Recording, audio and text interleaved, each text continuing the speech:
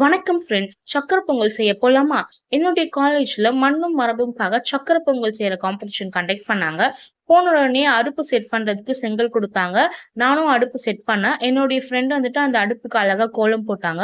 இன்னொரு ஃப்ரெண்ட் அந்த அடுப்புக்கும், பொங்கல் செய்யக்கூடிய பாத்திரத்துக்கும் மஞ்சள், குங்குமம்லாம் வச்சு நாங்க மங்களகரமா பொங்கல் செய்ய ஸ்டார்ட் பண்ணோம். பட் அந்த அடுப்பு எரியறதுல எங்களுக்கு பிரச்சனை வர ஆரம்பிச்சது. பிகாஸ் அந்த அடுப்பு வந்துட்டு எரியறதுக்கு ரொம்ப டைம் எடுத்துச்சு. நாங்க எல்லா காம்படிட்டர்ஸ் விடமே ரொம்ப ஸ்லோவா தான் நாங்க வந்து ஸ்டார்ட் பண்ணோமே. அண்ட் தென் ஃபைனலா அது தண்ணீல இருந்து கொதிக்க வர ஆரம்பிச்ச உடனே, நாங்க வாஷ் பண்ணி வச்சிருந்த அரிசியும், பருப்பையும் நாங்க ஆட் பண்ணோம். அண்ட் தென் ஒரு வழியா எங்க பொங்கல்ல இருந்து பொங்கி வர ஆரம்பிச்ச உடனே, நானும் என்னுடைய ஃப்ரெண்ட்ஸும் சேர்ந்து கொலவு சத்தம் விட்டோம். பட் லாஸ்ட் 15 மினிட்ஸ்ல அடுப்பு எல்லாமே அணைய ஆரம்பிச்சுருச்சு. எங்களுக்கு அந்த கன்சிஸ்டன்சி அப்படின்றது வரல. லிக்விடாவே இருந்துச்சு. என்ன பண்றதுன்னு தெரியல.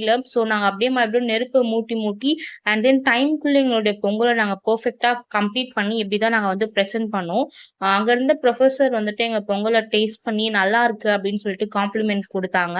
அண்ட் தென் ஜட்ஜஸ்மே வந்துட்டு நல்லா இருக்கு அப்படின்னு சொல்லி சொன்னாங்க. இந்த காம்படிஷன்ல இருந்து நாங்க லேர்ன் பண்ணிக்கிட்டது என்ன அப்படின்னா, நம்ம எந்த ஒரு விஷயத்தையுமே லேட்டா ஸ்டார்ட் பண்ணாலுமே, அத ஸ்டெடியா பண்ணோம் அப்படின்னா, அந்த விஷயம் வந்துட்டு பெர்ஃபெக்ட்டா தான் முடியும். நீங்களும் லைஃப்ல வந்துட்டு இந்த விஷயத்த நம்ம லேட்டா ஸ்டார்ட் பண்ணிட்டோம்னு ஃபீல் பண்ணீங்க அப்படின்னா, கண்டிப்பா அப்படி பண்ணாதீங்க. ஸ்லோவா பண்ணாலும் ஸ்டெடியா பண்ணுங்க. வெற்றி நமதே!